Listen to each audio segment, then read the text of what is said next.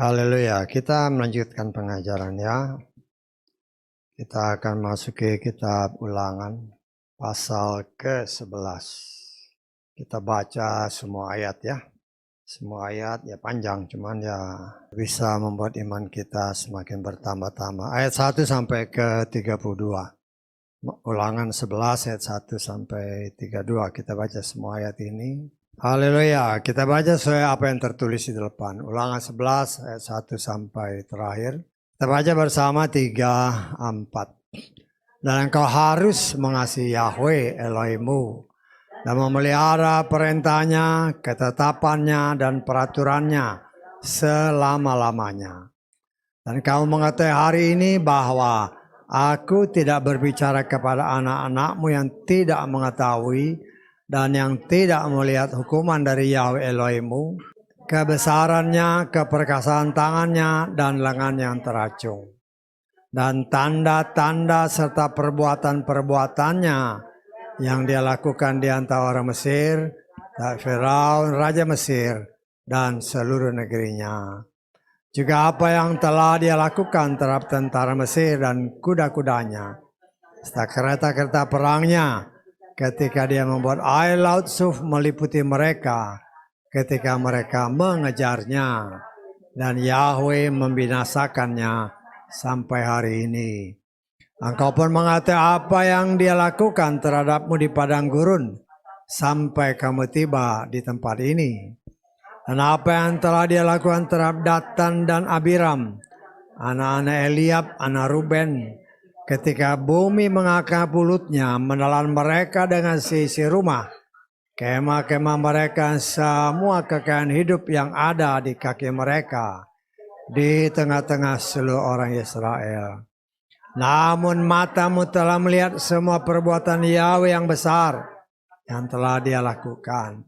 Dan kamu harus memelihara semua perintah yang aku perintahkan kepadamu pada hari ini, supaya kamu menjadi kuat dan dapat masuk serta memiliki negeri yang ke sana kamu seberangi untuk memilikinya. Nah, supaya lanjut umurmu di tanah yang Yahweh telah bersumpah kepada leluhurmu untuk memberikannya kepada mereka dan keturunannya, suatu negeri yang berlimpah dengan susu dan madu. Sebab negeri yang ke sana kau masukinya untuk memilikinya bukanlah seperti negeri Mesir, tempat yang dari sana kamu telah keluar, tempat yang setelah engkau menabur benihmu, maka engkau harus mengairinya dengan kakimu seperti kebun sayur.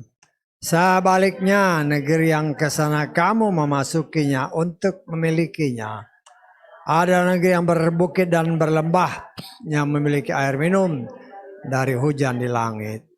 Suatu negeri yang Yahweh Elohim pelihara, mata Yahweh Elohim tertuju padanya dari awal tahun sampai akhir tahun.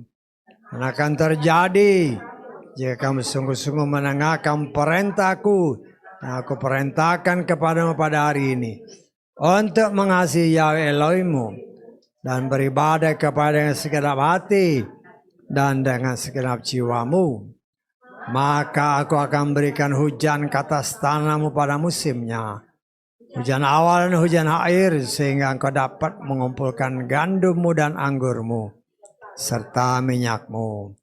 Dan aku akan berikan rumput di padangmu untuk ternakmu, dan engkau akan makan dan menjadi kenyang.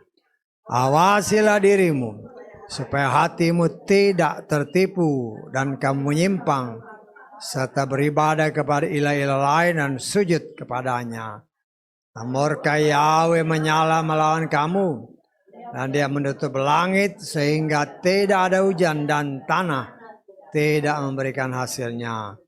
Lalu kamu segera binasa dari negeri yang baik yang telah Yahweh berikan kepadamu. Dan kamu harus menaruh perkataan di dalam hatimu dan di dalam jiwamu. Kamu harus mengikatkannya sebagai tanda pada tanganmu, dan itu harus menjadi lambang di dahimu. Kamu harus mengajarnya kepada anak-anakmu dengan membicarakannya apabila engkau duduk di rumahmu, apabila engkau sedang dalam perjalanan, apabila engkau berbaring dan apabila engkau bangun. Engkau harus menuliskannya pada tiang pintu rumahmu dan pada gerbangmu, supaya bertambah banyak umur anak-anakmu di negeri yang Yahweh telah bersumpah kepada leluhurmu untuk memberikannya kepada mereka selama langit mengatasi bumi. Sebab jika kamu sungguh-sungguh memelihara perintah yang aku perintahkan kepadamu untuk melakukannya, dengan mengasihi Yahweh Elohimmu, hidup menurut segala jalan-jalannya dan bergantung padanya, maka Yahweh akan menghalau semua bangsa ini dari hadapanmu, dan kamu akan memiliki negeri bangsa-bangsa yang lebih besar dan lebih perkasa daripadamu. Setiap tempat yang telapak kakimu menginjaknya akan menjadi milikmu. Dari padang gurun dan gunung Lebanon, dari sungai itu, saya itu sungai Efrat, maka sampai laut yang terjauh akan menjadi perbatasanmu. Tidak seorang pun dapat bertahan di hadapanmu. Yahweh Elohimmu akan menimpakan kegentaran dan ketakutan atas seluruh negeri yang kamu injak itu, seperti yang Dia katakan kepadamu. Sesungguhnya aku memperhadapkan kepadamu pada hari ini berkat dan nistaan. Berkat apabila kamu menaati perintah Yahweh Elohimmu yang aku perintahkan kepadamu pada hari ini. Dan nistaan jika kamu tidak menaati perintah Yahweh Elohimmu, tetapi menyimpang dari jalan yang aku perintahkan kepadamu pada hari ini, dengan mengikuti lain yang tidak kamu kenal.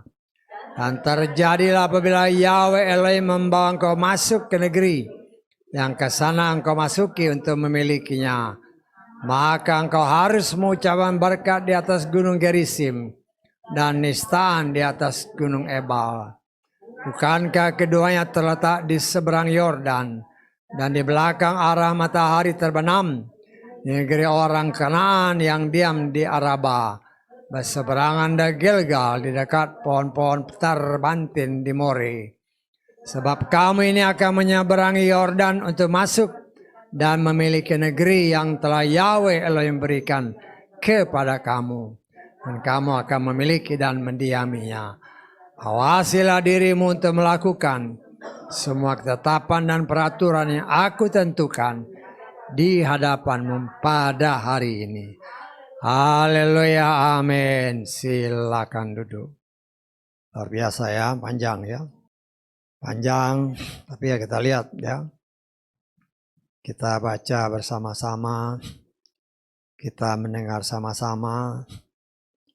Dan saya percaya apa yang kita dengar sesuai janjinya. Ya, iman datang dari pendengaran akan firman Tuhan. Tuhan setia kepada janjinya ya.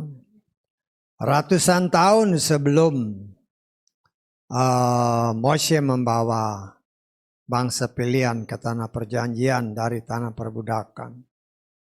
Kurang lebih 500 tahun sebelumnya, Bapa Yahweh sudah berjanji ya kepada leluhur mereka, yaitu Bapa Abraham, Bapa Yitzhak dan Yakub. Ya, 500 tahun ya waktu yang cukup lama ya. Tapi kita melihat janji Tuhan atau ya janjilah. Janji Tuhan tidak berubah ya, tetap sama. Kita lihat dalam Kejadian 15 ayat ke-18. Ini janji Bapa Yahweh kepada leluhur mereka. Pada hari itulah Yahweh telah membuat sebuah perjanjian dengan Abram dengan berfirman, Aku telah memberikan negeri ini kepada benihmu, mulai dari sungai Mesir sampai ke sungai besar, yakni sungai Efrat. Ya, baru-baru ini kan di media sosial juga, ya ada pemimpin-pemimpin tertentu di luar sana menyatakan ya, bangsa Israel mempunyai niatan untuk mewujudkan ya negara Israel yang permai. Ya mungkin ya orang ini pernah baca ayat-ayat ini ya. Janji Tuhan itu kekal ya, janji Tuhan itu tidak berubah. Dan dia janji, dia sanggup menepatinya. Ya. Nah, kita mengucap syukur ya dengan semua kejadian-kejadian yang saat ini sedang terjadi. Ya. Ya, kita hanya bisa memonitor dan sambil terus berdoa karena berarti waktu kedatangannya sudah amat sangat dekat ya.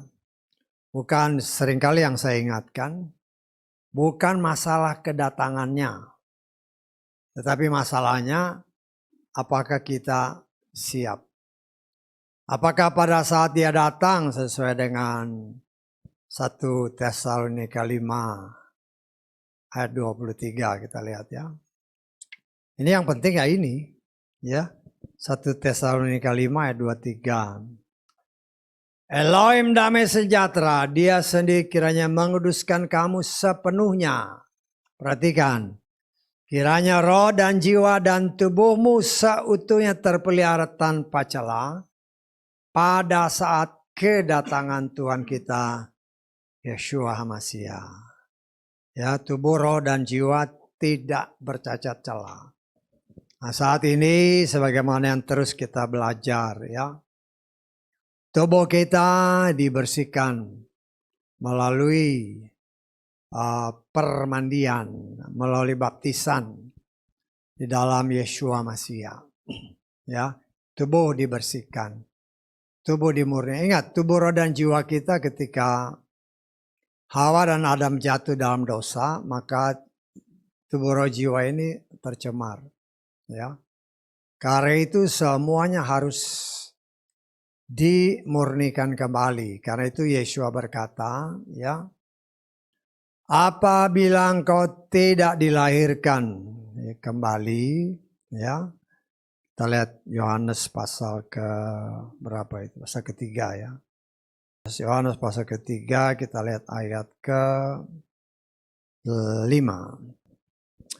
Yesus menjawab, sesungguh-sungguh aku berkata kepadamu, jika seseorang tidak dilahirkan dari air dan roh, dia tidak dapat masuk ke dalam kerajaan Elohim.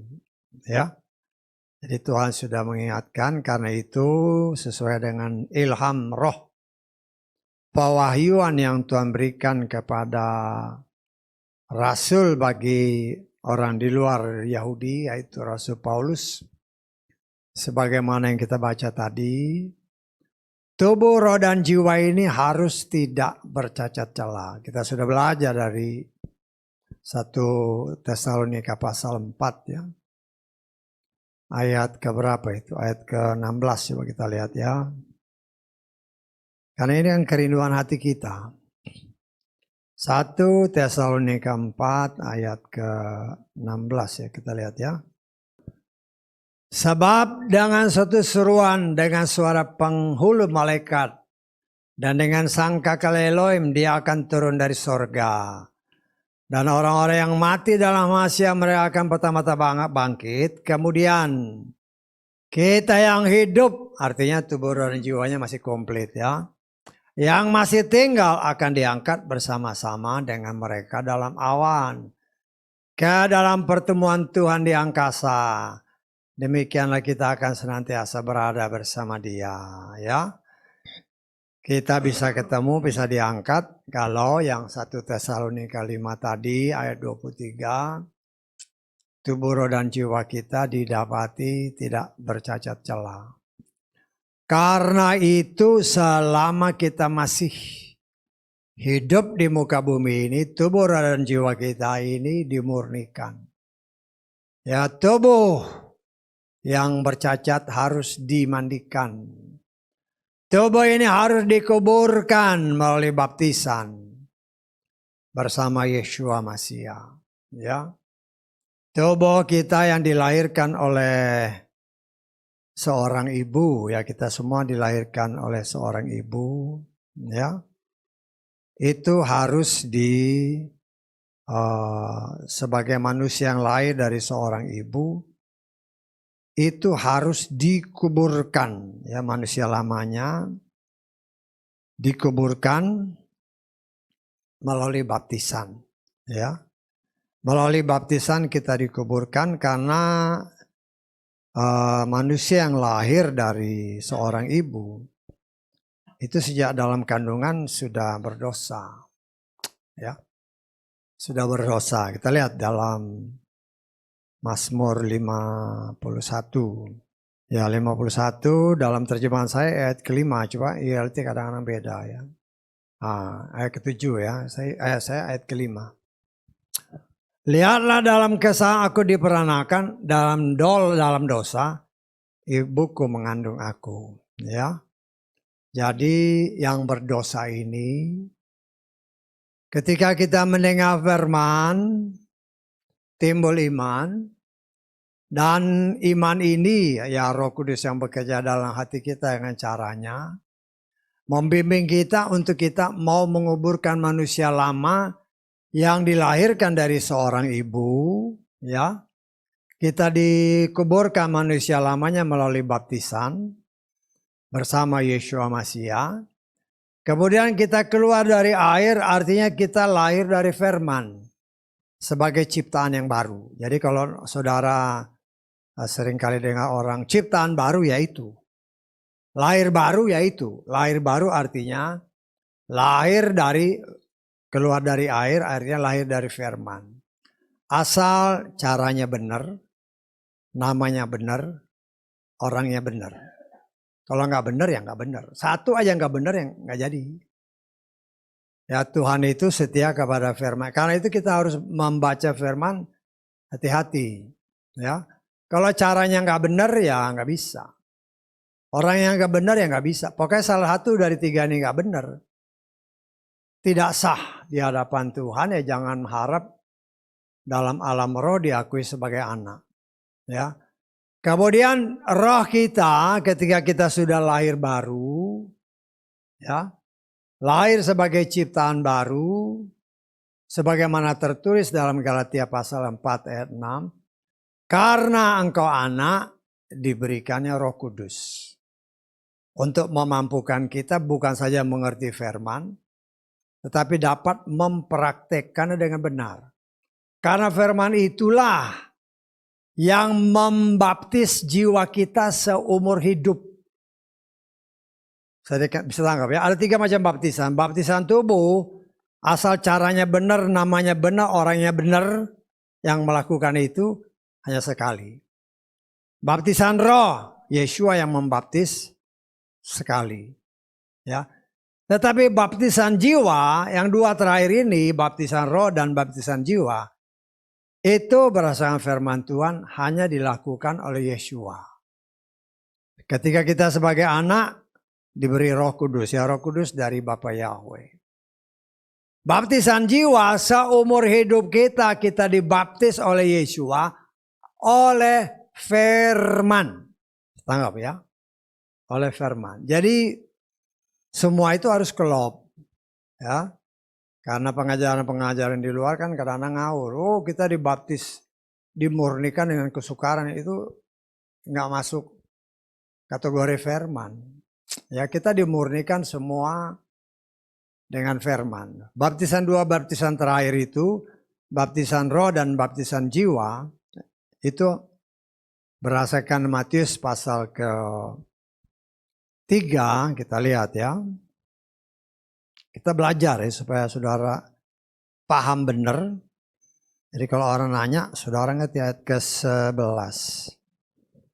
Sesungguhnya aku membaptis kamu dalam air untuk pertobatan. Jadi yang baptis ini pelayan Tuhan yang benar. Ya, pelayan Tuhan yang benar. Tetapi yang datang sesudah aku, dia lebih berkuasa daripada aku. Yang tentang dia aku tidak layak untuk membawa kasutnya.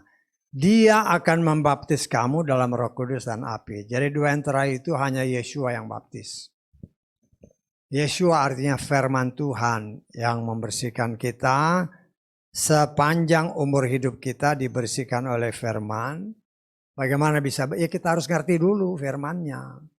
Karena itu diberi Roh Kudus supaya kita ngerti firman, kita praktekkan, dan ketika kita mempraktekkan firman, kenapa apa yang dikatakan iman tanpa perbuatan mati? Ya bagaimana kita lakukan kalau tidak dipimpin oleh Roh Kudus? Kita mengerti firman karena Roh Kudus, kita ditolong oleh Roh Kudus untuk dapat melakukannya.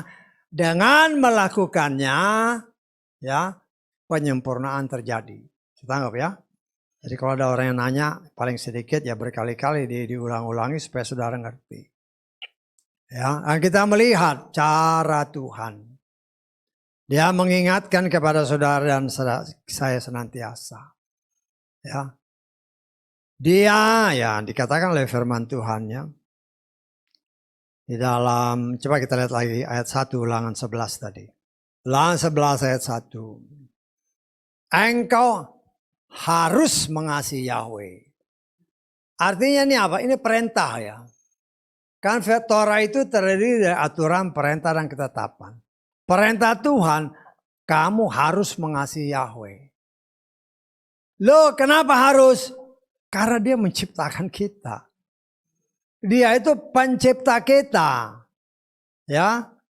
Kita hidup, ya namanya orang hidup, karena roh Bapa Yahweh ada di dalam kita. Kalau roh ini diambil ya mati kita. Saya tanggap ya. Jadi itu kita harus ingat benar. Dia menetapkan ini perintah itu. Kamu harus mengasihi Yahweh. Karena Yahweh itu adalah pencipta langit bumi, lautan dan segala isinya ya. Karena itu ya kita hidup ini karena ada roh Bapa Yahweh. Kita lihat dalam Bilangan pasal ke berapa ya? Pasal ke-16. Bilangan, kita udah belajar ini ya. Mungkin ya mudah-mudahan gak lupa. Cuman ya Bilangan 16 ayat ke 22. Namun tersungkurlah mereka pada mukanya berkata, ya Elohim. Elohim dari roh segala makhluk yang hidup. Artinya segala roh manusia, makhluk-makhluk yang hidup itu ada roh Bapa Yahweh. Saya tanggap. Kalau rohnya diambil mati.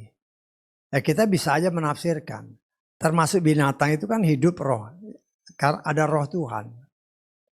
Ya. Tetapi jangan sampai salah tafsir lagi. Binatang itu ada seperti ada tertulis. Ya. Binatang itu ada, dilahirkan, diciptakan untuk dibinasakan, lain dengan manusia. Manusia diciptakan untuk kemuliaan Tuhan. Saya tanggap ya, jadi jangan sampai manusia hidup, binatang hidup, sama aja dong. Lo yang memberikan kehidupan itu berdasarkan ayat ini, itu karena ada roh Tuhan di sana. Tetapi jangan menyamakan kita dengan binatang. Ya binatang itu berdasarkan 2 Petrus pasal ke berapa? Pasal kedua ya kita harus ngerti, jadi jangan sampai salah ngerti ya. Saya berusaha untuk memberikan penjelasan sejelas-jelasnya supaya jangan kita salah tangkap kau yang ada di sini, kau yang ada di luar sana. Ya kita lihat di dalam 2 Petrus 2 ayat ke-12. Namun mereka ini bagaikan hewan liar yang tak berakal. Perhatikan ya. Hewan itu apa? Dilahirkan sebagai tangkapan dan tumpasan. Yang di dalamnya mereka tidak menyadari bahwa ketika menghujat mereka akan dihancurkan dalam kebinasaan. Kita lihat terjemahan Elahi ya. Tetapi mereka itu sama dengan hewan yang tidak berakal. Sama dengan binatang yang hanya dilahirkan untuk ditangkap dan dimusnahkan. Walaupun ini bercerita tentang orang-orang yang tidak beriman di atasnya kalau saudara baca. Tetapi dari sini kita bisa melihat binatang itu diciptakan, dilahirkan ya untuk ditangkap dan dibinasakan. Ya contohnya ayam kan. Ayam dari telur jadi ayam ya kita makan kan. Saya tanggap. Jadi jangan sampai salah menangkap bahwa semua yang namanya makhluk hidup, yang hidup ya, Yang hidup artinya ada kuasa Tuhan yang bekerja di sana. Ya, kalau kita boleh ambil dari kitab Ulangan tadi berarti ada roh kehidupan. Ya kita bisa aja nafsirkan kan. Semua ciptaan yang hidup berarti ada roh kehidupan di situ. Bukan saja manusia, tetapi juga binatang, tetapi juga tumbuh-tumbuhan. Tumbuh-tumbuhan kan hidup dengan caranya kan. Artinya ya roh kehidupan pokoknya ya dari Tuhan. Dia itu adalah Elohim yang memberikan roh kehidupan bagi semua ciptaannya. Dan kalau roh ini diambil, ya mati. Kita lihat dalam Mazmur 104. Kalau terjemahan Lugas ayat 29, nggak tahu di sini. Ya kita lihat ya. 104:29 coba. Apabila engkau menyembunyikan wajahmu, mereka akan dibuat menderita. Perhatikan ayat selanjutnya. Apabila engkau mengumpulkan roh mereka, mereka akan mati. Ya, dan mereka kembali menjadi debu. Ya, semua kan termasuk tanaman. Kalau roh kehidupan ya saya menafsirkan ada kehidupan dari Tuhan kan.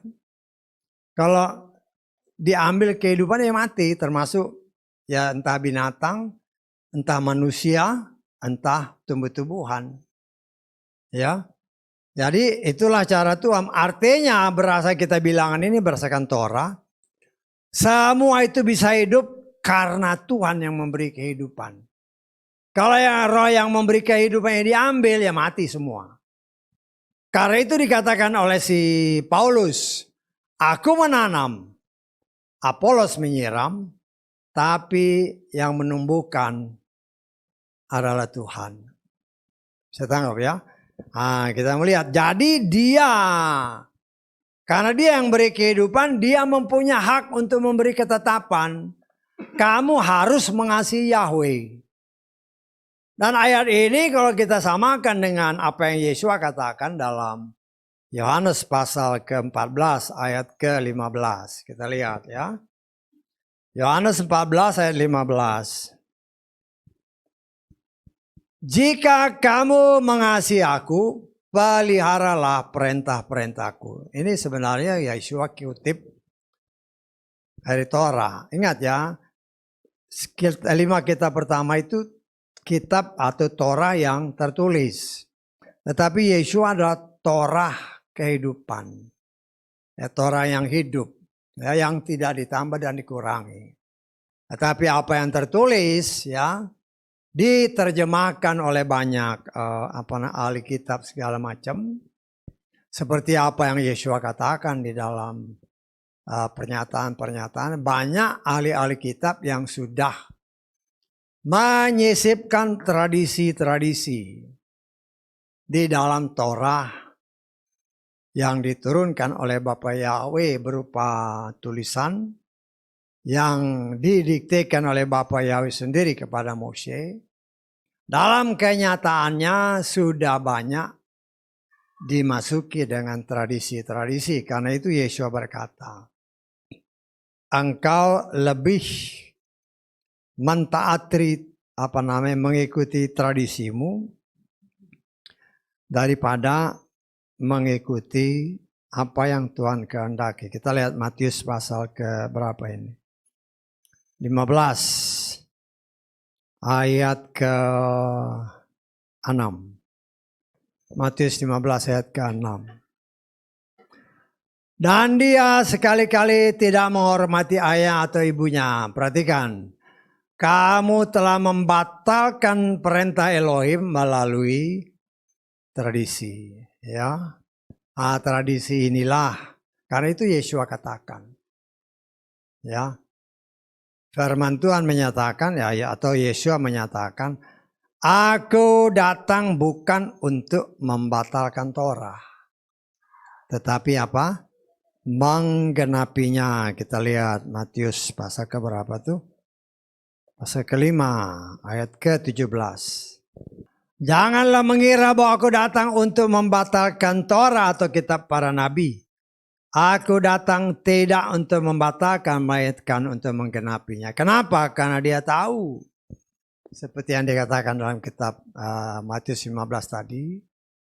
Sudah banyak tradisi-tradisi yang disisipkan oleh para ahli kitab atau para ahli-ahli Torah. Karena itu dia datang untuk menggenapinya, untuk meluruskan apa yang sudah dibengkokkan.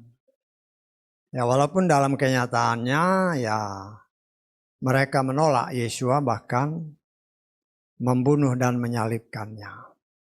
Nah, kita melihat kalau dia perintahkan, kamu harus mengasihi Yahweh. Dengan cara bagaimana sesuai dengan apa yang dikatakan dan kuatkan lagi dalam Yohanes tadi. Kita harus melakukan semua perintahnya, aturan, perintah, dan ketetapan Tuhan. Yang mana? Baca 613. Aturan, perintah, ketetapan Tuhan. Perintah yang positif, perintah yang negatif. Berjumlah berdasarkan perhitungan para ahli-ahli kitab 613. Aturan, perintah, dan ketetapan Tuhan. Nah, kita sebagai anak-anak Tuhan, kita belajar. Belajar untuk mengertinya dengan benar. Karena apa yang kita lakukan, aturan perintah dari ayat-ayat yang kita baca. Tuhan berjanji apabila kita melakukan sebuah aturan perintah dan ketetapan, kita diberkati. Kan baik Tuhan itu. Ini aturan perintah ketetapan ini lakukan. Kan tadi dikatakan kalau kita lengkap di ayat ke-26 dari Ulangan 11 ini. Sesungguhnya aku menghadapkan kepadamu pada hari ini berkat dan nistaan. Kalau terjemahan ini berkat dan kutuk. Lihatlah aku memperhadapkan kepadamu berkat dan kutuk. Berkat apabila kau mendengarkan perintah Yahweh Tuhanmu yang kusampaikan kepadamu pada hari ini. Kita lihat. Baik kan Tuhan? Kalau engkau lakukan, kau dapat berkat. Kalau engkau nggak lakukan, engkau terkutuk. Itulah kasih Tuhan. Tuhan tidak pernah memaksa. Hanya Tuhan katakan, kamu harus lakukan ini. Kalau kamu mau berkat, harus lakukan ini. Tapi kalau engkau lawan, memberontak dan tidak mau melakukan, maka dia bilang kan, Bapak Yahweh ngomong, engkau akan terkutuk. Kalau engkau melakukan apa yang dia perintahkan, janjinya kepada bangsa ini. Ketika engkau waktu masih di tanah perbudakan sana, engkau nanam, tidak mendapatkan hasil yang baik karena engkau harus berusaha, tanahnya kering, segala macamnya lah. Tetapi di tanah yang Tuhan janjikan, penuh dengan air, penuh dengan kesuburan. Dan kalau engkau taat, apa yang kau tanam akan menghasilkan. Tetapi kalau engkau berontak, tanah itu tidak akan menghasilkan. Akan baik Tuhan itu. Baik sekali. Dan kita melihat di sini cara Tuhan yang luar biasa. Kepada bangsa pilihan. Dia ingatkan. Dia ingatkan. Kita lihat dalam Ulangan 11 ini ayat ke-16. Ayat ke-16. Awasilah dirimu supaya hatimu tidak tertipu dan kamu menyimpang serta beribadah kepada ilah lain dan sujud kepadanya. Tuhan ini tegas ya. Kalau engkau bersujud kepada ilah-ilah lain, akan menerima. Kita harus ingat ada sebab, ada akibat. Kita lihat di 1 Tawarin 16 ayat ke-26. 1 Tawari 16 ayat 26. Sebab semua ilah bangsa-bangsa adalah berhala, tetapi Yahweh lah yang telah menjadikan langit. Ya kadang-kadang saya kalau terus terang kalau saya baca ayat ini, ya, terus kita melihat kondisi nyata di tengah bangsa kita. Orang yang menyebut percaya kepada Tuhan yang hidup, tetapi menyangkali nama Tuhan yang hidup itu. Orang Kristen di Indonesia lah, kita nggak usah bilang di luar sana. Sebagaimana tertulis semua orang Kristen. Ya, terlebih yang tahu baca kitab suci. Mereka mengakui dan mereka percaya bahwa keselamatan itu datang dari bangsa Yahudi. Itu kan tertulis dalam kitab Yohanes kan. Nah, kita lihat lagi, kan kita diulang-ulang. Yohanes pasal berapa itu? Ingat nggak? Yohanes pasal, saya gini-gini nanti kan saudara suatu saat kan bertemu dengan orang, ya harus bisa ingat, oh ya pernah diomongin. Pasal keempat ayat ke-22. Kamu menyembah apa yang tidak kamu kenal, kami menyembah apa yang telah kami kenal. Karena apa? Keselamatan itu berasal dari orang-orang Yahudi. Dan yang senantiasa saya ingatkan, bukan bangsa Yahudi yang menyelamatkan kita. Tetapi yang menyelamatkan kita adalah Tuhannya orang Yahudi. Tetapi kenapa di sini bilang orang-orang Yahudi? Karena kepada bangsa ini Tuhan sendiri berketetapan. Ada aturan, perintah, ketetapan. Tuhan menetapkan dan mengatakan kepada Mose, bangsa Israel adalah anak sulungku. Itu ketetapan Tuhan. Dia bisa bikin ketetapan. Ya. Dan melalui bangsa ini yang dikatakan sebagai anak sulungnya, dia mengalirkan firman-Nya yang kita kenal dengan Torah, aturan, perintah, dan ketetapan. Yang saya percaya berdasarkan kitab Ibrani yang sudah kita baca dari pasal 8 sampai pasal 10. Ya. Tata cara ibadah yang di sorga diberikan kepada Mose supaya mengerti tata cara ibadah di sorga kayak gini. Engkau bikin ya contohnya kayak gini ya, dari sorga kayak gini. Dibikinlah tabernakel. Inilah caranya, tata ibadahnya kayak gini ya. Nah ini semua dari sorga. Difotokopi oleh si Mose, diajarkan kepada bangsa Israel. Bangsa ini harus jadi berkat bagi bangsa-bangsa di seluruh muka bumi. Ya, karena itu dinyatakan keselamatan datang dari orang Yahudi. Karena orang Yahudi inilah yang dipercaya Tuhan untuk menyampaikan kebenarannya, untuk menyampaikan aturan, perintah, dan ketetapan Tuhan supaya siapa yang percaya akan selamat. Ya, itu kan perintah Tuhan. Jadi yang di sana kita lihat Yesaya pasal ke-60 ayat 1. Bangkitlah, menjadi teranglah, karena terangmu telah datang dan kemuliaan Yahweh telah bangkit atas. Ini perintah Bapa Yahweh kepada bangsa Israel. Harus menjadi terang. Harus menjadi berkat sesuai dengan apa yang Bapa Yahweh katakan kepada leluhur mereka, yaitu Bapa Abraham, bahwa melalui mereka, kita lihat ya, Kejadian 12, kita sudah belajar ini, ayat kedua.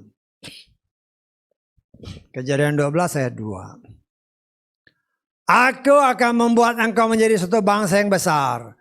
Aku akan memberkati engkau dan membuat namamu masyhur dan menjadi berkat. Karena itu dimanapun sampai saat ini ya, dimanapun di seluruh dunia ini di mana ada musibah, pertolongan pertama itu biasanya datang dari Israel. Termasuk yang beberapa tahun yang lalu yang terjadi di Aceh sana. Itu tidak bisa disangkali. Mereka masuk, mereka, kenapa? Supaya mereka jadi berkat bagi seluruh dunia. Dimanapun. Kalau ada kejadian luar biasa, yang pertama datang pasti mereka. Kenapa? Karena itu perintah dari Tuhan, engkau harus jadi berkat. Bukan saja berkat jasmani, tetapi berkat rohani mereka harus nyatakan. Supaya melalui bangsa ini, semua manusia yang percaya akan selamat. Ya kalau nggak percaya ya nggak bisa. Ya, karena itu kita mengucap syukur. Dari apa-apa yang kita pelajari tadi, ya dari apa yang tadi kita baca tadi, kalau kita lihat kembali ke ulangan 12 ayat ke-16 tadi, ulangan 11 ayat 16 tadi, kita lihat baik-baik ya.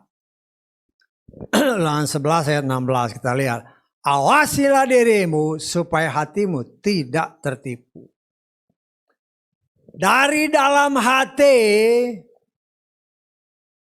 keluarlah, ya tergantung apa isi hatinya. Kalau isi hatinya baik, keluarlah yang baik. Kan Yesus bilang, ya dari dalam hati kita lihat di dalam kitab berapa? Sih kan enggak itu? Kita Matius pasal ke-15 ayat kita baca mulai ayat 18 lah. Namun apa yang keluar dari mulut timbul dari hati. Itulah yang menajiskan orang. Perhatikan ayat 19. Sebab dari hati timbul pikiran yang jahat, pembunuhan, perzinahan dan seterusnya. Ya, karena itu dikatakan dalam firman Tuhan dalam Taurat tadi, awasi hatimu. Karena dari dalam hati ini akan keluar. Ya tergantung apa isi hatinya. Ya, karena itu ya melalui firman yang Tuhan ajarkan. Ya, Tuhan berfirman melalui firman-Nya kepada khususnya bagi bangsa Israel. Sebagaimana lagu yang setiap kali ya saya nyanyikan, mengimbau saudara nyanyi. Ya kan biasa habis pemberitaan firman, lagu ini dinyanyiin. Itu diambil dari Mazmur 119 ayat ke-11 ya. Jadi lagu yang kita nyanyikan itu diambil dari kitab Mazmur. Ya dikarang oleh pengarang, jadilah lagu yang kita nyanyikan. Aku telah menyimpan firman-Mu dalam hatiku, supaya aku tidak berbuat dosa melawan Engkau. Firman itu tertanam dalam hati. Kalau yang tertanam di dalam hati adalah firman, maka yang keluar itu pasti sesuaikan, makanya supaya aku tidak berdosa. Ya, saudara mungkin ya pepatah dunia, padahal itu sebenarnya nyontoh dari firman. Dari mata turun ke hati, ya dulu-dulu kan. Kalau orang lagi pacaran dari mata, kan dari pertama melihat kan, cek-cek, wah laki sama perempuan. Dari mata turun ke hati. Padahal itu nyontoh dari Kejadian pasal 3 kan. Ketika si Hawa melihat, hatinya tergugah, hatinya tertarik. Ya. Tertarik, terjadilah pergumulan dalam hatinya si Hawa nih. Saya tafsirkan ya. Ya. Kenapa? Karena dia pernah mendengar dari suaminya si Adam. Adam dengar waktu firman Tuhan menyatakan, kita lihat lagi lah. Ya, ketika firman ini dinyatakan Tuhan kepada Adam, Hawa itu belum ada ya. Jadi ya mungkin pemberitaannya tidak sempurna, akhirnya jadilah dosa. Kita lihat Kejadian pasal 2, ayat ke-16 dan 17. Yahweh Elohim memberi perintah kepada manusia dengan berfirman, dari segala pohon yang di taman ini engkau sungguh boleh memakannya, tetapi dari pohon pengetahuan baik dan jahat engkau tidak boleh memakannya. Karena pada hari engkau memakannya engkau sungguh akan mati. Kalau saudara baca ayat-ayat bawahnya, kata-kata ini diucapkan Hawa belum ada. Karena Hawa diciptakan nanti kan di ayat-ayat selanjutnya. Ya. Loh, saya percaya ketika Hawa sudah ada, Adam ngomong sama si Hawa. Ya. Tetapi mungkin salah nangkep atau salah pemberitaan. Tidak dimeditasi, tidak diobservasi sama si Hawa. Atau mungkin juga salah pemberitaan. Sehingga nangkepnya salah. Enak aja loh. Ya, kan baca tadi kan. Dari segala pohon di taman ini engkau sungguh boleh memakannya. Tetapi dari pohon pengetahuan baik dan jahat engkau tidak boleh memakannya. Perhatikan ayatnya ya. Tidak boleh memakannya. Loh, kita baca di Kejadian pasal 3. Ya. Kita lihat ayat kedua. Wanita itu berkata kepada ular itu, kami boleh makan buah dari pohon di taman ini, tetapi ingat yang tadi kejadiannya 2 ya. Tetapi buah dari pohon yang ada di tengah-tengah taman itu, Elohim telah berfirman, kamu tidak boleh memakannya, atau nggak ada ini, ataunya nggak ada, tidak ada perintahnya. Karena firman Tuhan bisa 2.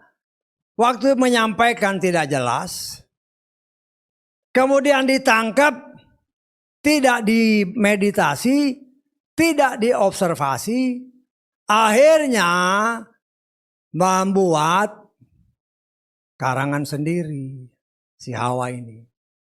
Kan gak ada larangan yang menyentuhnya. Bisa ditanggung gak? Loh, ayat ini kalau dikatakan di dalam firman Tuhan, jangan tambah, jangan kurangi. Lah ini sudah nambah. Saya tanggap, ini sudah nambah. Firman kalau sudah ditambah dan sudah dikurangi, itu artinya melanggar dan tidak ada kekuatan.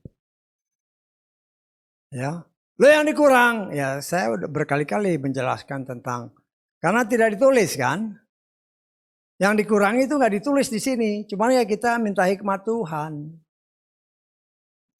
Saya tangkap saya, yang di sini kan yang kelihatan cuman yang ditambah. Yang dikurangi mana? Nggak ada. Loh, karena nggak baca, itulah karena tidak memeditasi firman, nggak ngerti. Nah, berkali-kali saya ajarkan, ingatkan kepada saudara. Yang dikurangi itu apa? Lah kita itu harus semua tertulis. Kita baca Kejadian pasal 2. Kita baca ayat 9. Perhatikan baik-baik ya.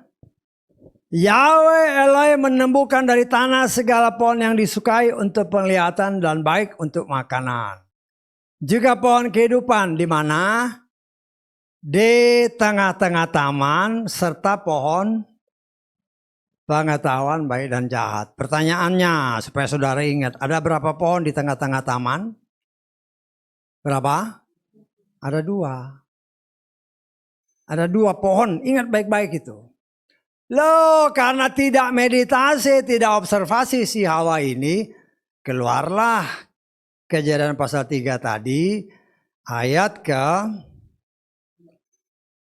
kedua kita mulailah.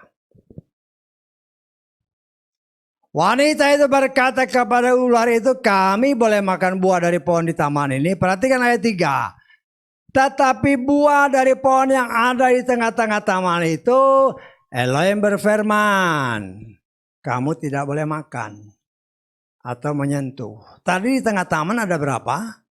Ada 2 pohon.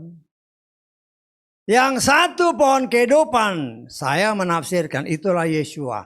Itulah firman yang hidup. Karena itu Adam dan Hawa bisa hidup sekian ribu tahun, karena dia makan firman terus. Tetapi ketika si setan masuk, Hawa membiarkan dirinya berkomunikasi dengan setan. Karena itu dalam Wahyu kita sudah belajar. Ya, jangan belajar tentang setan. Walaupun banyak pelayan Tuhan kan belajar tentang setan. Kenapa? Ya ini. Hawa membiarkan dirinya berkomunikasi dengan setan. Itu satu kesalahan fatal. Setan itu licik. Saya tanggap. Karena dia memberikan diri berkomunikasi dengan setan. Dan dia tidak meditasi firman. Bahkan dia tambah dan dia kurangi firman. Tidak ada kekuatan. Bisa tanggap ya. Yang dikurangi yang mana. Yang ditambah mana. Itu sejak dalam Taman Eden. Dalam kitab kajian dan nanti diakhiri lagi dalam kitab Wahyu. Jangan tambah, jangan kurangi. Ya, apa yang Tuhan nyatakan itu sudah perfect. Sudah komplit, jangan tambah, jangan kurangi. Tetapi karena Hawa membuka diri. Ya, itulah yang terjadi. Dalam kitab Ulangan tadi kan. Jangan sampai dalam terjemahan Lukas, jangan sampai hatimu terpedaya, dalam ayat di sini tertipu. Karena membiarkan diri berkomunikasi dengan setan, ya sudah, bukan berkomunikasi dengan Tuhan, komunikasi dengan setan. Tetapi itu terjadi sampai saat ini kepada mereka yang menamakan diri pelayan-pelayan Tuhan. Belajar tentang setan. Supaya nanti kalau aku doa orang yang kemasukan setan, bisa. Lah, lucu sekali. Bukan belajar tentang Tuhan. Tuhan sudah bilang, lawan si setan, jangan dipelajari tentang setan. Ya, setan itu punya kelicikan macam-macam. Kalau engkau mengandalkan kekuatanmu, pasti kalah. Pasti kalah. Dan Tuhan tidak mengajarkan kita untuk belajar tentang setan. Kita sudah belajar ini, kita lihat Wahyu pasal ke berapa itu. Pasal kedua kalau nggak salah ya, kita lihat ya. Supaya saudara ingat ini, jangan belajar tentang setan, karena ada peringatannya. Wahyu pasal 2 ayat ke-24. Namun aku berkata kepadamu dan kepada mereka selebihnya di Tiatira, sebanyak orang yang tidak memegang ajaran itu dan yang tidak mempelajari hal-hal yang dalam mengenai setan. Jangan dipelajari setan. Belajar firman. Karena itulah kekuatan kita untuk melawan setan. Kau belajar sama setan ya, atau kau belajar tentang setan, engkau ketipu sama setan. Ya kan banyak, namanya pelayan Tuhan, saya belajar tentang setan Pak. Supaya tahu bagaimana cara ngusirnya. Aduh kok dibodohi sama setan. Ya, karena tidak menjaga hati. Kan ketika Hawa berkomunikasi, dia memberi diri berkomunikasi dengan setannya. Akhirnya dia ketipu. Kenapa dia ketipu? Karena dia tidak memeditasi firman. Firman dia pakai untuk berkomunikasi dengan setan. Firman yang sudah ditambah dan dikurangi. Tidak ada kekuatan. Karena itu dia kalah. Dan saya percaya ketika dia berkomunikasi dengan setan. Di dalam hatinya timbul peperangan. Antara tawaran setan akan gak apa-apa makan ini supaya kau bisa seperti Tuhan. Tuhan bilang, ada dalam hatinya kan sedikit kan? Jangan makan. Lah timbul pergolakan. Tetapi karena engkau membiarkan dirimu untuk berkomunikasi dengan setan, kau kalah. Akhirnya timbul perkataan yang sudah ditambah dan dikurangi firman. Tidak ada kekuatan. Jangan tambahi dan jangan kurangi firman. Karena tidak berjaga-jaga, karena itu firman Tuhan katakan. Kita lihat Amsal pasal ke berapa itu? Pasal ke-4 ayat ke-23. Peliharalah hatimu dengan segala kewaspadaan. Karena dari situlah pancaran-pancaran kehidupan. Ya. Dari dalam hati. Ya sebagaimana Mazmur 119 tadi kan. Simpanlah firman Tuhan dalam hati. Lagu yang kita nyanyikan, ku tanam firman-Mu dalam hatiku. Kalau firman itu tertanam dalam hati kita, ya, firman itulah yang menjadi bagian hidup kita sehingga ketika kita berbicara, ya, dengan siapapun, termasuk bila ada pencobaan-pencobaan dari setan, karena yang keluar adalah firman, setan lari. Lawanlah setan dengan firman, bukan dengan hikmat manusia. Ya. Nah, saya percaya ketika firman itu tertanam dalam hati kita. Sadar ataupun tidak sadar karena Roh Kudus yang ada di dalam kita. Yang dianugerahi Tuhan bagi kita. Memampukan kita bukan saja mengerti firman, tetapi mempraktekkannya. Sehingga genaplah apa yang dikatakan oleh firman Tuhan. Iman tanpa perbuatan mati. Karena kita mengerti firman dan kita dengan pertolongan Roh Kudus mempraktekkan firman itu dalam hidup, sadar ataupun tidak sadar, iman kita semakin disempurnakan oleh Tuhan. Terlebih waktunya sudah semakin dekat. Karena itu kan seringkali setiap saat saya doakan buat kita semua. Tuhan sempurnakanlah rangkaian ibadah kami. Ya kita minta tolong Roh Kudus. Kita memang tidak tahu iman kita sudah sampai di mana. Hanya Tuhan yang tahu, hanya Tuhan yang lihat. Kita minta tolong oleh Roh Kudus kepada Roh Kudus yang ada dalam hati kita. Untuk menyempurnakan rangkaian ibadah yang kita lakukan. Pujian, penyembahan, doa-doa, pembacaan firman, pelayanan-pelayanan. Oh begitu banyak rangkaian ibadah. Kenapa? Itulah kewajiban kita sebagai imam. Imam artinya melayani Tuhan. Saya tanggap. Ya kita kan nanti melayani dia dengan pujian, dengan penyembah. Itu kan bentuk pelayanan. Ya. Sehingga dengan demikian kita pun sadar ataupun tidak sadar. Ingat ya, Tuhan setia kepada firman-Nya. Ketika kita melakukan firman itu, maka firman itu bekerja dalam hati dan hidup saudara. Sehingga iman kita pun ya semakin hari semakin disempurnakan. Yesua adalah penyempurna iman kita. Yesua artinya ya firman itu penyempurna iman kita. Ya, kita lihat dalam Ibrani pasal keberapa itu? Pasal ke-12 ayat ke-2. Sambil memandang kepada Yesua, penguasa dan apa? Penyempurna iman. Ingat, Yesua itu firman Tuhan. Jadi kalau firman itu tertanam dalam hati kita dan firman itu kita praktekkan dalam hidup kita, firman itu akan terus bekerja dalam hidup kita sehingga iman dengan perbuatan genaplah ini membawa iman saudara dan saya semakin hari semakin disempurnakan oleh Tuhan dengan cara Tuhan. Nah kita kan nggak tahu iman kita sudah sampai mana nih. Hanya dia yang tahu.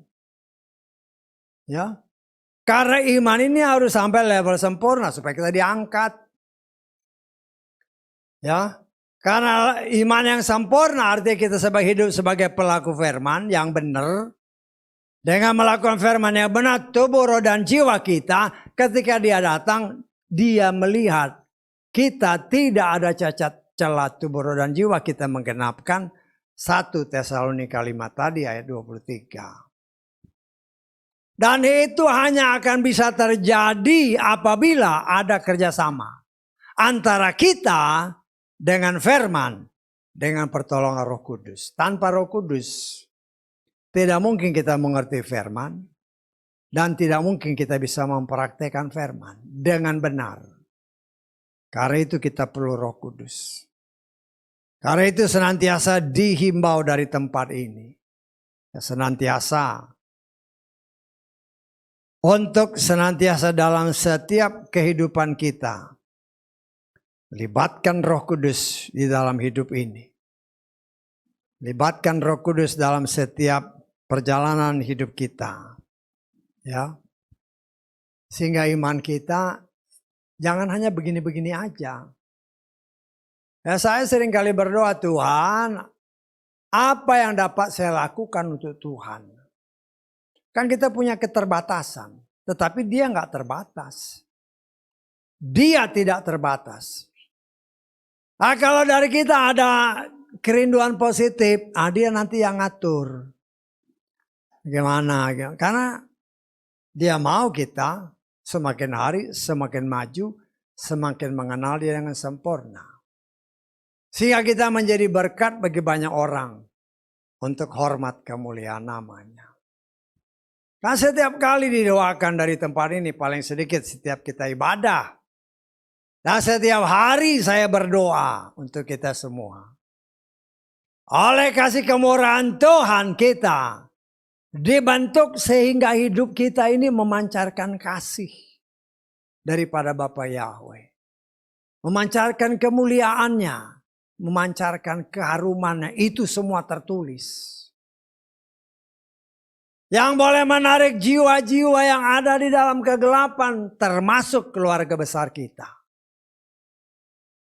Sehingga kalau Tuhan berkenan, kita dipakai oleh Tuhan untuk menjangkau jiwa-jiwa ini dengan cara Tuhan. Tuhan punya cara untuk menarik jiwa-jiwa ini datang kepada Dia melalui saudara dan saya. Nah, itu kan kita doakan. Paling sedikit saya berdoa untuk kita semua. Nah, saya menghimbau saudara pun berdoa. Kenapa? Karena ada tertulis 2 orang sepakat. Minta apa saja Tuhan kabulkan. Keluarga kita kan. Kan tadi dalam 1 Tawari pasal 16. Semua ilah lain itu berhala. Loh, keluarga besar kita masih manggil nama Tuhan yang bukan Tuhan orang Israel. Keluarga besar kita memanggil juru selamat yang bukan dari sorga namanya.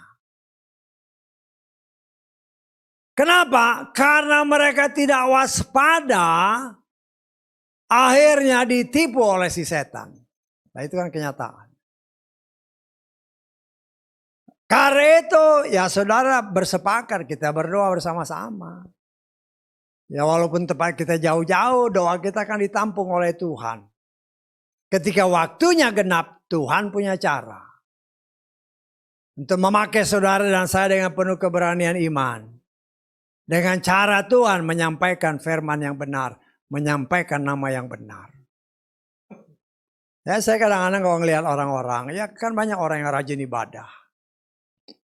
Tapi masalahnya kepada siapa mereka ibadah? Tuhan mana yang mereka panggil? Kan banyak gereja di sini. Ada beberapa gereja. Mungkin yang memanggil nama Tuhan yang benar hanya di tempat ini. Walaupun ketika salah seorang pelayan gembala yang di sebelah ini kan. Saya bilang kita menyembah nama Yahweh Pak. Wah ya Pak itu nama Tuhan yang benar. Loh tahu dia.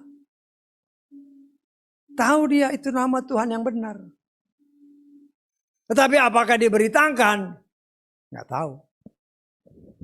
Kan kasihan. Tahu kebenaran. Tetapi takut untuk menyatakan kebenaran. Kadang-kadang sedih aja. Kan kadang-kadang lihat orang pergi, ya bukan saja orang seiman, yang nggak seiman juga kasihan. Kasihannya rajin ibadah. Tapi kepada siapa kau ibadah? Kan itu. Karena itu kita sebagai anak-anak Tuhan kita belajar Torahnya. Ya. Sesuai dengan apa yang kita baca tadi, ya. Supaya setiap hari dikatakan, kita lihat dalam Ulangan 11 tadi, kita baca ayat ke 18 mulai. Kamu harus menaruh perkataan di dalam hatimu, di dalam jiwamu, harus mengikatkannya sebagai tanda pada tanganmu. Itu harus menjadi lambang di dalimu. Kamu harus mengajarkannya kepada anak-anakmu. Membicarakannya bilang kau duduk di rumahmu. Engkau sedang dalam perjalanan. Engkau berbaring, engkau bangun dan seterusnya. Ditanam di dalam firman Tuhan katakan tadi kan dalam hati dan jiwa. Ya. Berbicara jiwa, pikiran, perasaan, kehendak. Dalam hati ya hati kita. Tapi ingat ya, itu semua kiasan ya.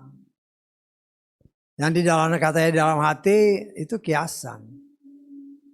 Karena kalau kita lihat di dalam, kita dalam bahasa Inggrisnya ya, dalam ayat ke-18 ini.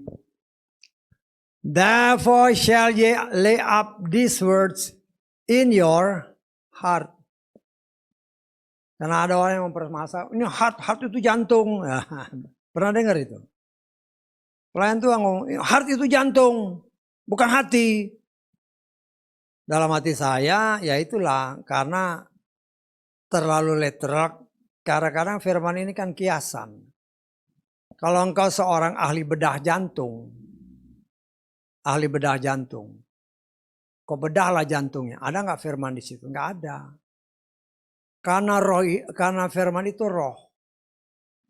Bisa ditangkap? Firman itu kan roh. Ya, jadi jangan sampai kita juga ya karena banyak pengajar-pengajar karena kurang hikmat, karena terpengaruh dengan tulisan bahasa lain, itu heart bukan hati, itu jantung. Wah, dalam hati saya kau bedah jantungmu, kau bedah hatimu, nggak ada firman di situ.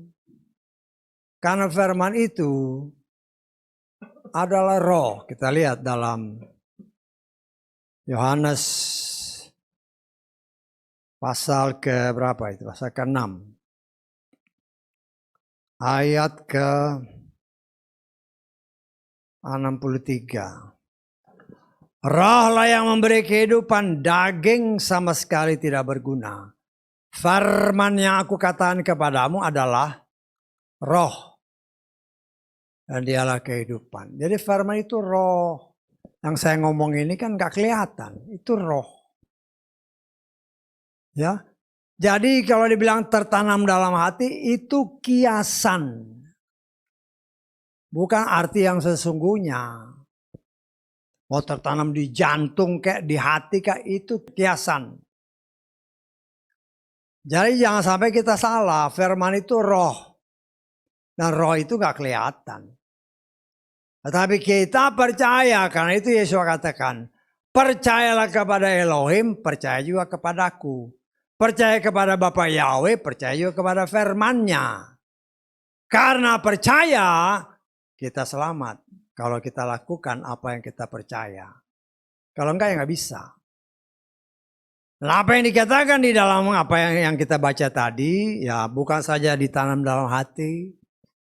Karena ya itu pengaruh si Hawa kan, karena panca indera. Karena panca indera, karena lihat, goncang hatinya. Ya, karena itu dikatakan oleh firman Tuhan tadi, juga ikat di tanganmu. Tulis di dahimu, taruh di rumah-rumahmu. Di dinding-dinding, tulisan-tulisan seperti ini. Sehingga ketika kita lihat, oh ada tulisan ini.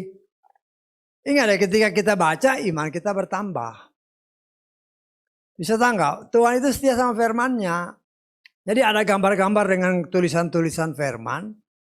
Ketika saudara dan saya baca, telingamu dengar, imanmu bertambah. Ya. Dan kewajiban kita, saya menafsirkan ya. Saya menafsirkan. Kenapa bangsa Israel ini bangsa yang tegar tengkuk. Selain kitab sucinya mungkin cuma satu. Ya bukan mungkin, pasti satu waktu itu. Karena hanya yang diberikan Bapak Yahweh kepada Mose tulis ya cuma satu-satunya itu. Sehingga tidak semua orang Israel bisa baca. Yang baca itu pasti hanya imam besar. Dalam hal ini bisa Mose, karena dia pemimpinnya, tapi kan imam besarnya si Harun bersama dengan anak-anaknya. Nah, firman itu mereka baca. Tetapi apakah orang-orang ini melakukan apa yang dikatakan? Ceritakan kepada anak-anakmu, kepada keluargamu, ketika engkau duduk, ketika engkau tidur, ketika engkau jalan. Kemungkinan besar tidak. Karena tidak pernah diwartakan. Akhirnya anak-anak yang tumbuh juga mempunyai jiwa pemberontak. Ya, selain memang mereka tidak bisa baca kitab suci setiap hari. Beda dengan saudara dan saya. Kita punya kitab suci. Kita bisa baca kalau kita mau. Dan kalau kita minta Roh Kudus, dia akan bukakan rahasia firman. Tapi apakah itu hanya untuk kita? Ataukah kita bagikan juga bagi keluarga kita, paling sedikit dengan anak-anak? Ya mungkin bukan dengan firman langsung, tapi bicarakan paling sedikit engkau kutip firman Tuhan. Sepatah kata ke-7 ayat 7 ya. Karena itu aku pun menganggap diriku tidak layak untuk datang kepada, namun katakan dalam sepatah kata, hambaku itu akan sepatah kata ada kuasa. Ketika kita berbicara dan kita sisipkan firman, firman itu yang bekerja. Untuk anak-anak kita, untuk keluarga kita, sisipkan. Kamu harus sayang adikmu, itu kan kasih. Yang gak perlu dibacain. Tapi ada ayat firman yang kita kutip. Nah firman itu, ya ini yang dikatakan sepatah kata firman. Itu ada kuasa karena tetap firman Tuhan.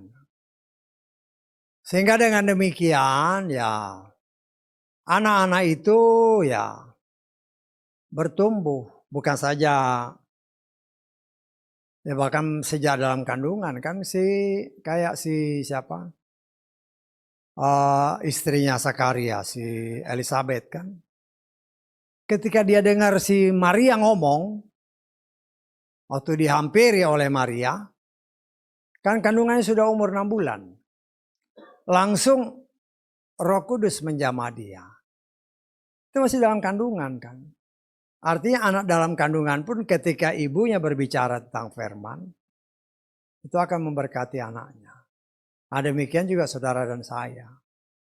Ketika kita berbicara ada sepatah kata firman yang kita kutip, sadar atau tidak sadar karena hati kita sudah dipenuhi firman. Ketika kita berbicara firman, firman itu yang bekerja. Saya tahu, karena itu kita harus melatih diri kita. Ya jangan tambah, jangan kurangi. Kayak si Hawa itu nambah kurang. Gak ada kekuatan. Kita diajar sesuai dengan apa yang dikatakan tadi. Dalam segala situasi kondisi, sempatkan untuk mewartakan sepatah firman.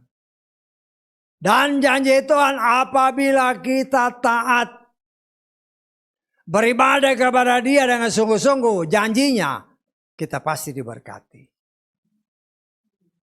Tetapi kalau kita melawan, ya sudah, kutuk. Kan itu baiknya Tuhan, kan dia langsung kasih tahu.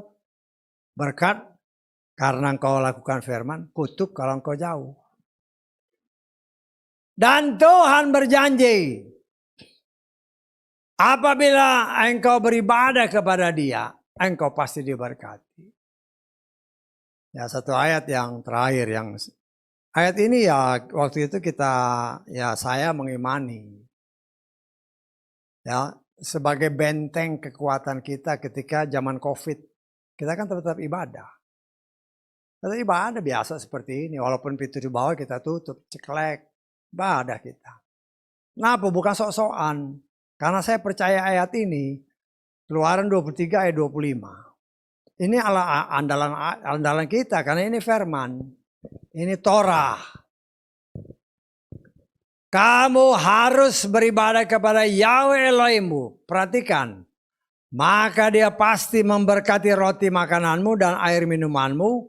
Dan aku pasti menjauhkan penyakit dari antaramu. Nah itu terjadi. Kita ibadah biasa. Nggak ada pakai masker. Nggak ada. Masker kita ya Roh Kudus. Karena percaya bertindak. Karena bertindak lihat mujizat. Bisa tanggap. Kita percaya tapi nggak bertindak ya mujizatnya kosong. Bukan mau sok-sokan, tidak. Kita membuktikan bahwa apa yang Dia firmankan adalah kebenaran. Nah saya mengucap syukur itulah cara Tuhan. Ya cara Tuhan ke macam-macam. Dengan kejadian itu kita bisa nyarin pakai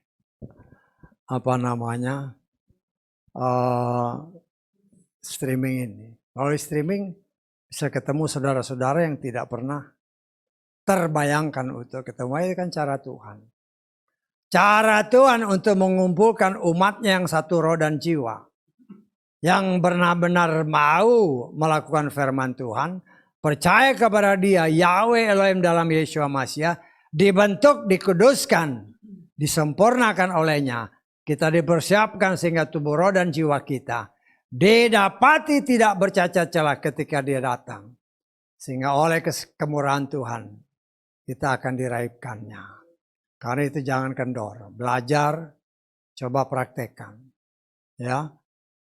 Iman tanpa perbuatan mati. Karena itu begitu kita mengerti, coba praktekkan. Namanya kita belajar mempraktekkan. Mungkin hasilnya ataupun yang kita lakukan belum sesempurna seperti yang diharapkan oleh Tuhan. Tetapi dengan kita belajar terus, Dia penyempurna iman kita. Haleluya, amin.